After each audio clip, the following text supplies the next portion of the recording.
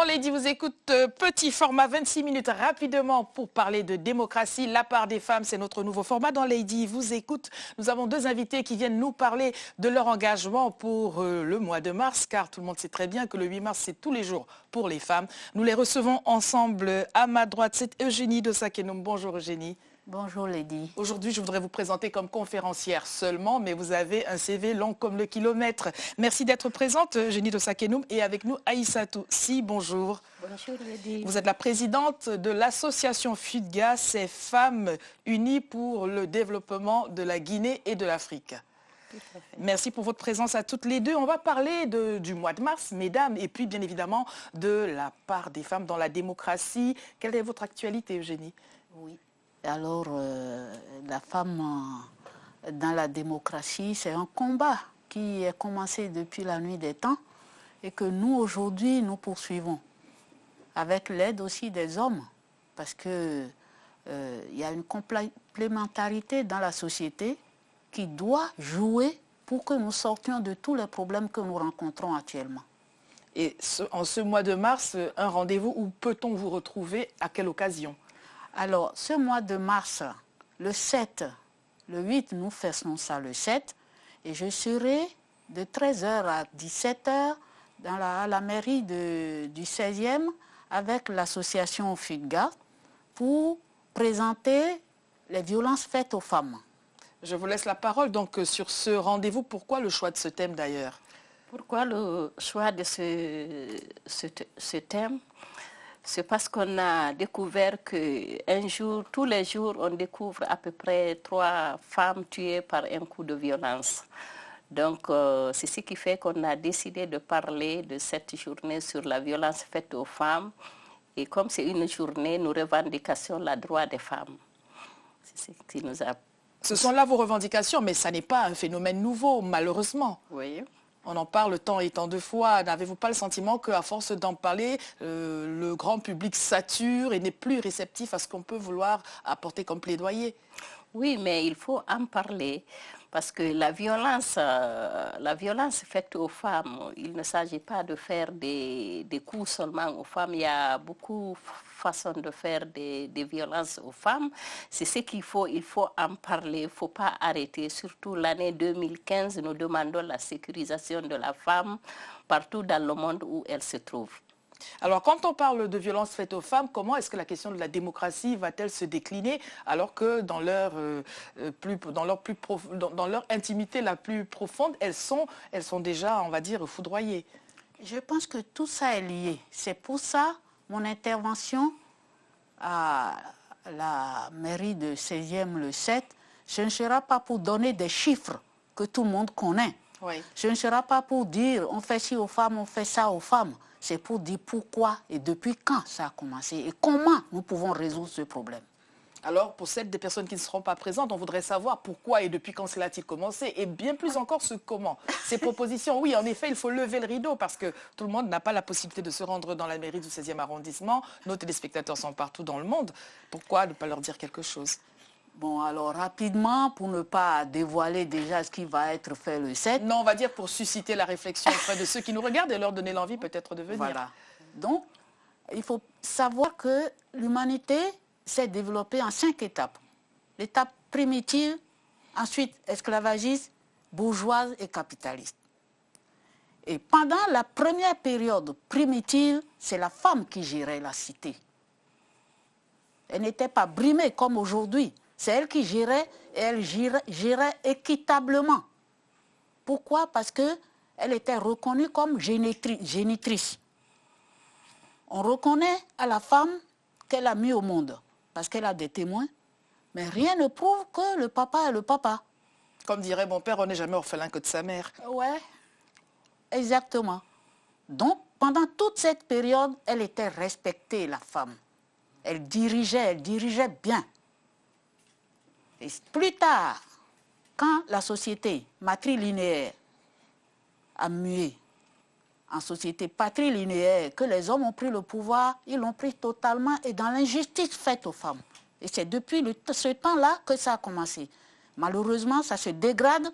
Et qu'est-ce qu'il faut faire pour arranger? C'est les idées que je vais avancer pour la Alors, répression. avant d'aller de l'avant, vous nous direz comment ils ont fait pour prendre le pouvoir, ces messieurs-là. Je voudrais vous retourner la parole. Je rappelle que vous êtes la présidente de l'association Femmes Unies pour le développement de la Guinée et de l'Afrique. Vous vivez à Paris, la Guinée est en Guinée, on parle là de la Guinée-Conakry. Comment réussissez-vous à mettre des actions pour être efficace à la fois en Guinée et puis pour le reste de l'Afrique? Avant de vous répondre, je vais rappeler d'abord le lieu de la manifestation. C'est au centre Actus, en partenariat avec la mairie du 16e et le centre Actus. L'adresse est 9 rue du Général Malter. Bien sûr, c'est en partenariat avec la mairie du 16e. Merci pour cette précision. Comment on peut y arriver? C'est en faisant des sensibilisations et en faisant des sensibilisations. Par exemple, nous, on a une permanence d'écoute entre aides à la MDA du 16e. La maison des associations. Nous accueillons les femmes et les jeunes. Il n'y a pas que des femmes seulement. Nous les accueillons, nous les écoutons, nous les conseillons. S'il y a lieu de les orienter, on les oriente. Par exemple, comme l'association est membre du centre Hubertine Auclair. Que nous avons reçu d'ailleurs sur ce Voilà. plateau. Donc, qui lutte égalité homme-femme, on les oriente. Ou bien il y a l'association Clé, on les oriente, on parle, on ne veut plus, là où on est, que la violence continue sur les femmes. Depuis que nous sommes petits, depuis le temps des décennies, on n'entend que ça et il faut qu'on continue à sensibiliser. En parlant, bien sûr, il y a des hommes qui nous soutiennent dans nos combats et il faut continuer, il ne faut pas baisser les bras. Alors, les hommes soutiennent, j'aimerais bien qu'on revienne sur la petite caricature de tout à l'heure et vous nous direz comment les hommes ont d'ailleurs fait pour prendre le pouvoir. Chérie, tu m'emmènes voter seulement si tu votes comme je te dis. Voilà donc une caricature qui laisse entendre la suite des idées. Comment les hommes ont-ils fait pour prendre le pouvoir? Les femmes avaient le pouvoir et puis qu'est-ce qui se passe? Ce qui s'est passé, c'est que on vivait que de cueillette et de chasse. Bon. Puis, progressivement, autour des groupes ou des groupements, ces denrées se sont raréfiées et il fallait aller plus loin chercher. Donc, on laissait les enfants ou les femmes. Plus tard, il fallait les déplacer. Les petites filles étaient moins rapides pour se déplacer, donc on les tuait. Puis, dans ce processus, il y a eu moins de filles, donc moins de femmes au bout du chemin. Et le nombre de femmes s'étant raréfié, là, elle a continué quand même, la femme, à gérer pour la cité équitablement. Mais plus tard, lorsqu'il fallait garder toute la famille, parce qu'entre-temps, le processus de famille est né, quand il fallait garder toute la famille, les costauds, les hommes, se sont proposés pour les ravisseurs. Et quand ils gardaient et la famille et les enfants, les femmes, les enfants et les garçons, et la nourriture, c'est là qu'on a commencé à voir, ça c'est à moi, en prime à la garde que j'ai effectuée. Petit à petit, ils ont grossi leur part par rapport à ceux qui allaient loin chercher. Eux, sur place, ont commencé à se nommer chef. Entre eux. Progressivement, le pouvoir a basculé. Bon, alors on va continuer sur cette lancée intéressante, mais tout de même, aujourd'hui, la question de la démocratie. Les femmes sont-elles seulement, comme on l'a vu dans cette caricature, celles qui sont la voix des hommes, hein, finalement, les hommes ont deux voix et les femmes restent sans voix. Ou est-ce que la question de la démocratie, pour vous aujourd'hui, les femmes se l'approprient véritablement? Dans les actions que vous incitez, comment cette dimension-là est-elle abordée? C'est-à-dire que les hommes ont compris qu'il faut impliquer les femmes. Il faut impliquer les femmes. Parce que les femmes ont joué un rôle fondamental dans les foyers et dans les entreprises. Sans les femmes, on a constaté qu'on ne peut pas avancer. Et surtout, on est en démocratie. Il faut l'autonomie des femmes. Si on regarde dans nos ménages en Afrique, dans les foyers, dans un couple qui réussit, c'est-à-dire il y a une femme qui est devant. On ne peut plus laisser tout aux hommes. C'est pour cela que nous voulons apporter notre grain de sel dans la démocratie internationale et surtout insister sur avoir la paix et que les femmes ont leur place dans le monde. Mais cette question n'apporte-t-elle pas un déséquilibre au niveau de la cellule familiale? Parce que vous l'avez décrit, les femmes avaient le pouvoir, pour les raisons que vous avez énoncées, les hommes ont pris le pouvoir. Là, vous nous dites aujourd'hui, en effet, les choses ne peuvent plus rester en l'état, il faut inverser la vapeur. Mais est-ce que cela, à chaque fois, ne fait-il pas basculer l'équilibre familial, à votre avis? Non. Non. Elle dit non en cœur. Bon, on veut croire que non. Non. Ça ne peut pas basculer. Au contraire, les hommes ont compris, il faut associer les femmes. Oui, est-ce qu'ils l'ont véritablement accepté ou est-ce qu'ils ont un intérêt quelconque à ce qu'il en soit mais ainsi? à force de combattre, ils vont accepter. Ils vont nous donner ce qui nous appartient. Alors, ils vont vous restituer ce qui vous appartient. Vous avez la parole. D'abord, la différence entre la gestion de la femme et la gestion des hommes actuellement, c'est qu'au moment où la femme gérait, elle gérait équitablement. Elle n'excluait pas les hommes. À part la descendante liée à la femme reconnue par tout le monde et l'héritage qui était fait du côté de la maman, à part ça, lorsque la société a basculé en caractère patrilinéaire, il a commencé à s'instituer le domaine politique, économique, etc. Et à l'Assemblée, on n'a pas associé les femmes pour voter les lois dès le départ. Les femmes n'ont pas été associées. Par conséquent, tout ce qui a été voté était en faveur des hommes. C'est petit à petit qu'avec la lutte, on commence à inverser la vapeur. Mais ce n'est pas une lutte facile. Même quand ils l'acceptent, même quand il y a des textes nouveaux qui changent les anciens, ils mettent du temps à les appliquer. Alors, sont-ils les seuls à mettre du temps à appliquer ces textes-là? La question est, est-ce que les femmes elles-mêmes sont toutes, de votre avis, toutes les femmes se sont-elles militantes? Toutes les femmes ont-elles envie de faire des revendications? N'y en a-t-il pas qui voudraient, ma foi, que les choses restent ainsi et que ce ne serait pas plus grave? Est-ce que vous savez entendre ce propos-là? Justement, c'est dans ce sens que nous sommes en train de se battre. Oui. C'est pour cela qu'on parle des associations féministes et associations femmes migrantes. Oui. Parce que les femmes du village, difficilement elles vont entendre qu'il y ait des femmes décideurs devant les hommes. Pourquoi? Parce qu'elles ont toujours su que la femme doit se soumettre devant un homme. Et maintenant, les temps changent. Les temps changent, tout le monde a été à l'école. Nous qui sommes sortis... Tout le monde a été à l'école, tout le monde a été à l'école. Oui, quand j'ai dit tout le monde... Soyons plus nuancés. Voilà, quand j'ai dit tout le monde, c'est un peu trop. Beaucoup ont été à l'école, beaucoup sont sortis. Maintenant, il y a les télévisions, comme j'ai dit, il y a les médias. Et ce serait à cause de nous, non, voilà. De vous. Alors nous sensibilisons, nous expliquons dans les familles. Ce n'est pas parce que tu proposes ça, ça ne veut pas dire que tu n'obéis pas à ton mari. Ou bien tu n'obéis pas tel. C'est-à-dire, dans la vie, chacun doit apporter. Nous avons besoin de la paix et la sécurité. La femme a besoin de la paix et la sécurité dans le monde. Est-ce que vous n'êtes pas considérées comme des briseuses de ménage à vouloir faire un 8 mars tous les jours de l'année? Ceux qui ne veulent pas comprendre le comprennent, mais ceux qui comprennent nous félicitent, nous encouragent. Et la démocratie, donc, là-dedans, concrètement? La démocratie, d'abord, c'est accepter que ce qui est bien pour soi soit bien pour l'autre. Tout simplement. Mais ceux qui ont décidé que la femme est inférieure à l'homme, ce qui est faux, parce que génétiquement, on n'a pas vu de séquence de l'intelligence dans le génome humain. Donc, la femme est aussi intelligente que l'homme. Mais si on ne veut pas qu'elle s'épanouisse, c'est qu'on a une raison. Et quelle serait la raison cachée? Je vous donne juste un exemple. Au Sénégal, vous savez les microfinances là. Un bonhomme qui a 4 femmes et qui, lui, ne bosse pas. Ce sont chaque femme qui bosse pour la scolarisation des enfants, la nourriture, tout ça. La première va chercher sa part de microfinance. On lui a bien dit, tu travailles avec, tu développes et tu te constitues un capital et tu viens rembourser. Elle dit oui. Elle va à la maison et le mari dit, l'argent que tu as ramené là, tu donnes? Mais on m'a dit, tu donnes ou tu ne veux plus de câlin. Ah, ça fait cher le câlin quand même. Alors elle donne. La deuxième dit, moi je ne ferai pas comme macro-câlin. Oui, moi je ne donne pas. Hein. La deuxième va chercher, elle finit par donner. La troisième fait pareil. La quatrième dit, moi je ne donne rien. Câlin ou pas câlin, je ne donne pas.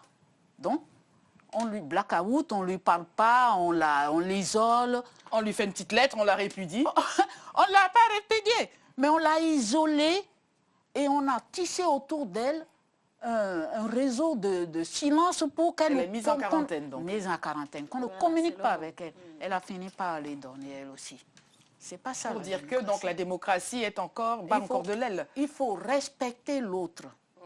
Il faut respecter l'autre. La démocratie, c'est le respect de l'autre. C'est pas on a le pouvoir, on le confisque.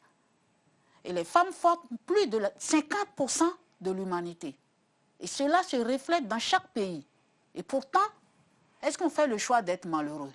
Est-ce qu'on fait le choix de naître femme ou homme? Et est-ce qu'on fait le choix d'être malheureux? Non. On ne fait pas le choix d'être malheureux. Malheureux. Lorsqu'on fait le choix de vous maintenir dans la pauvreté, c'est une violence faite aux femmes. Ça aussi, la violence n'est donc pas seulement la paire de gifles, la violence n'est pas seulement coups et blessures, la violence est aussi de cantonner les femmes dans une posture qui n'est pas celle qu'elles auront choisie. Infériorité. Oui. Et de le lui faire comprendre, de le lui rappeler. À chaque fois qu'elle veut sortir la tête de l'eau, qu'on lui rappelle, hey, tu as oublié toi ta place.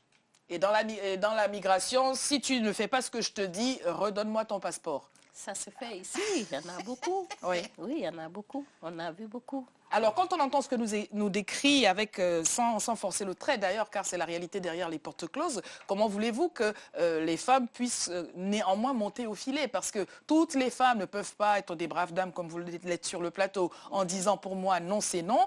Il y a des considérations qui font que, et qui est-ce qui va s'occuper de mes enfants si je dis non? Et qui est-ce qui va, qu'est-ce que je vais dire à ma famille si je suis répudiée et que je ne donne pas le remboursement du microfinance? Que faire pour qu'il y ait cet affranchissement, qu'il y ait cette démocratisation de la démocratie, de la conception et de l'acceptation de la démocratie? Justement, c'est de sensibiliser. Et sensibiliser, aller même dans les familles, les faire parler et les rassurer. Mais comment les rassurer? Parce que ce que madame a écrit est quand même réel. Oui. On a beau entendre ce que vous dites, c'est pertinent, mais personne n'a envie de perdre son mari, personne n'a envie d'être moins jolie que les 3 premières coépouses. Je vous donne un exemple, on peut les rassurer, ce n'est pas évident, mais ça arrive. Comment faites-vous? J'ai rencontré une femme malienne. On s'est dit bonjour, bonjour, bonjour. Elle m'a dit, vous savez madame, je suis contente de travailler. Avant, je ne travaillais pas. Mon mari me bousculait pour aller chez l'assistance sociale.